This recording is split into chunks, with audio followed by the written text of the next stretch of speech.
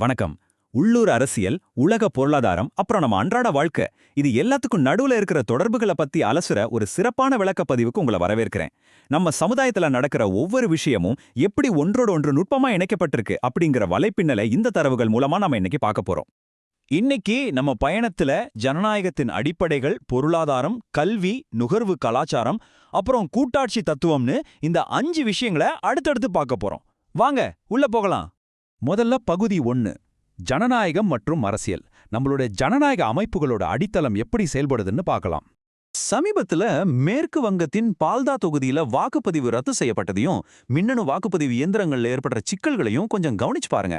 இதுல ரொம்ப சுவாரஸ்யமான விஷயம் என்ன தெரியுமா? இயந்திர கோளாறுகளை விட மாதிரி வாக்குப்பதிவு டேட்டாவை அழிக்காம விடுறது, கேபிளை சரியா கனெக்ட் பண்ணாதது, விவிபேட் பேப்பரை சரியா வைக்காததுன்னு பெரும்பாலும் மனித தவறுகளால தான் ஏகப்பட்ட குழப்பங்கள் நடக்குது. 8026 கோடி ரூபாய். கொஞ்சம் யோசிச்சு பாருங்க, இது எவ்வளோ பெரிய தொகைன்னு. 2011 இருந்து 2021 வரைக்கும் அதானி குழுமத்துக்கிட்ட இருந்து தரமில்லாத இந்தோனேஷிய நிலக்கரிய அதிக விலைக்கு வாங்கியதால தமிழ்நாடு மின்சார வாரியத்துக்கு இவ்வளோ பெரிய இழப்பு ஏற்பட்டிருக்குன்னு தரவுகள் சொல்லுது. இது வெறும் நிர்வாக கோளாறா இல்ல திட்டமிட்ட முறைகேடாங்கிற விசாரணை இன்னும் போய்கிட்டு தான் இருக்கு. இப்போ இன்றைய அரசியல் களத்துல நாம அடிக்கடி பார்க்குற ஒரு முரண்பாட்டை பத்தி பேசுவோம்.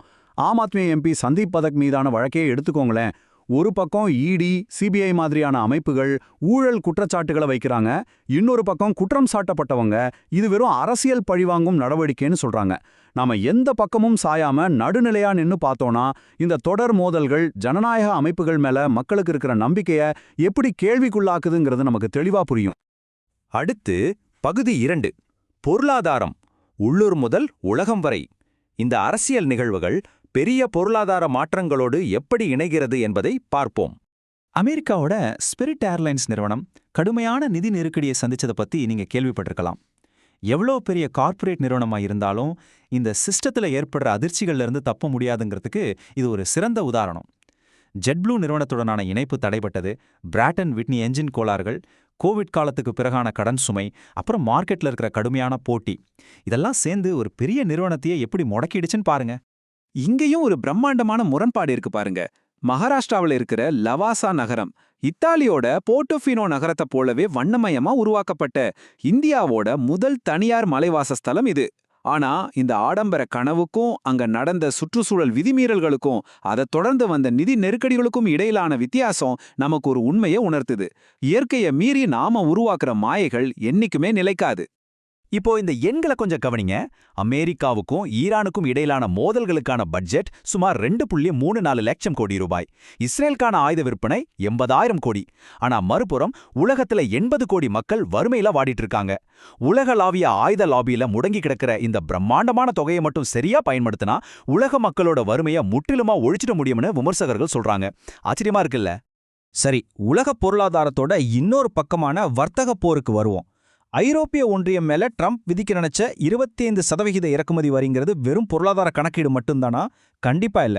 இத அமெரிக்க பொருட்களை ஊக்குவிக்கிறதுக்கான திட்டம் மட்டும் கிடையாது, ஐரோப்பிய சந்தைகளை தங்களுடன் பேரம் பேச வைக்கிற ஒரு கடுமையான தந்திரம்னு நாம புரிஞ்சுக்கணும். அடுத்து பகுதி 3, கல்வியா அல்லது மாயையா? இந்த உலகளாவிய பொருளாதார அமைப்புகள் சாமானியர்களின் கல்வியில் எப்படி தாக்கத்தை ஏற்படுத்துதுன்னு பார்ப்போம். உண்மையில கல்வியோட நோக்கம் என்ன? ஒரு மனிதனை பகுத்தறிவுள்ளவனாகவும் மனிதநேயம் மிக்கவனாகவும் மாத்துறது தான். ஆனா இன்றைய யதார்த்தத்தை பார்த்தா கல்விங்கிறது ஒரு பெரிய கார்ப்பரேட் வியாபாரமா மாறிடுச்சு.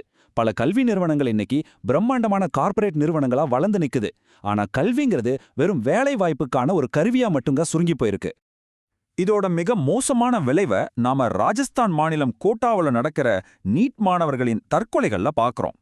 மாணவர்களை சிந்திக்கும் மனிதர்களா பார்க்காம வெறும் எக்ஸாம் பாஸ் பண்ற மெஷின்களா நடத்தும் இந்த அமைப்போட மிகப்பெரிய தோல்விதான் இது. அனுபவ அறிவை விட வெறும் மனப்பாட கல்விக்கு அதிக முக்கியத்துவம் கொடுக்கறதோட கொடூரமான விளைவு இதுதாங்க.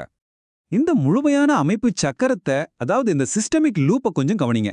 பிறந்ததிலிருந்து ஒரு குறிப்பிட்ட சமூக அழுத்தத்திலேயே நாம பயணிக்கிறோம். கல்வி ஒரு வியாபார பொருளா இருக்கு. பெங்களூரு மாதிரியான பெருநகரங்கள்ல மாசம் 70,000 சம்பாரிச்சா கூட கடைசியில எஞ்சிருக்கிறது தனிமையும் மன அழுத்தமும் தான். மீதமுள்ள கொஞ்ச நஞ்ச ஓய்வு நேரத்தையும் நம்ம சிந்திக்காம இருக்க இந்த ரீல்ஸ் கலாச்சாரம் மொத்தமா முழுங்கிடுது. இப்போ பகுதி 4, நுகர்வோரியம் மற்றும் நீதி. இந்த வணிக அமைப்பிற்குள் நுகர்வோராக நமக்கு எப்போதாவது நீதி கிடைக்கிறதா என்பதை பார்ப்போம். கட்டுப்பாடில்லாத வணிகம் நம்ம தட்டுல இருக்கிற உணவை எப்படி விஷமாக்குதுங்கிறதுக்கு மும்பைல நடந்த தர்பூசணி சோகங்கள் ஒரு பயங்கரமான உதாரணம். பழங்கள் நல்லா சிவப்பா தெரியணும்னு சேர்க்கப்படுற எர்த்ரோசின் மாதிரியான செயற்கை நிறமூட்டிகள், அளவுக்கு அதிகமான பூச்சிக்கொல்லிகள், அப்புறம் சுகாதாரம் இல்லாம வெட்டி வைக்கிறதால உருவாகும் சால்மனல்லா பாக்டீரியான்னு இது எப்படி படிப்படியா நம்ம உயிருக்கு உழை வைக்குதுன்னு பாருங்க. லாபத்துக்காக மனித உயிர்களையே பணயம் வைக்கும் கொடூரம் இது. ஆனா எல்லா இடங்கள்லயும் சாமானியன் தோற்று போறதில்ல. இந்த 50,000 ரூபாய் அபராதத்தை பாருங்க. எந்த ஒரு முறையான காரணமும் இல்லாம ஒரு வாடிக்கையாளரோட அக்கவுண்ட்டை முடக்கியதற்காக இந்தியன் ஓவர்சீஸ் வங்கிக்கு நுகர்வோர் நீதிமன்றம் விதித்த அபராதம் இது. சரியான முறையில சட்டத்தை பயன்படுத்தினா ஒரு சாதாரண குடிமகனால எவ்வளோ பெரிய அதிகார அமைப்புகளையும் தட்டி கேட்க முடியுங்கிறதுக்கு இது ஒரு சூப்பரான எடுத்துக்காட்டு. சமூக நீதியை பத்தி பேசும்போது இந்த ஒப்பீட்டையும் நாம நடுநிலையோட கவனிக்கணும். ஒரு பக்கம் நேரடி பணப்பரிமாற்றங்கள் மக்களோட உடனடி தேவைகளை பூர்த்தி செய்யலாம்.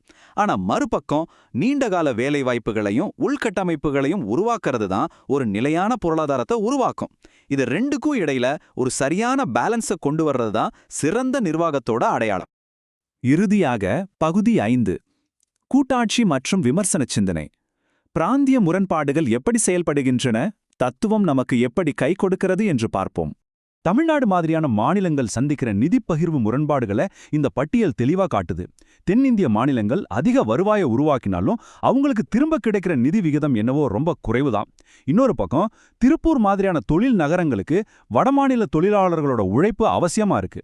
அதே சமயம் மும்மொழி கொள்கை மாதிரியான மையப்படுத்தப்பட்ட திட்டங்கள் உள்ளூர் பண்பாட்டோட நேரடியா முரண்படுது. இது ஒரு சிக்கலான அமைப்பு தான் இல்லையா? சரி, இந்த அமைப்பு ரீதியான வலையில இருந்து நாம எப்படி தப்பிக்கிறது? இதுக்கு நாம பழங்கால தத்துவஞானி அரிஸ்டாட்டிலின் சிந்தனைக்கு தான் போகணும். யூடைமோனியா அப்படின்னா மனிதனின் நல்வாழ்வுன்னு அர்த்தம். இது நமக்கு சும்மா இயல்பா கிடைக்கிற ஒரு உரிமை கிடையாது. தொடர்ச்சியான தேடல், மிதமான வாழ்க்கை, அப்புறம் சமூகத்துல நம்மளோட ஈடுபாடு, இது மூலமா மட்டும்தான் ஒவ்வொரு மனிதனாலும் உண்மையான நல்வாழ்வை அடைய முடியும்னு அவர் சொல்றார்.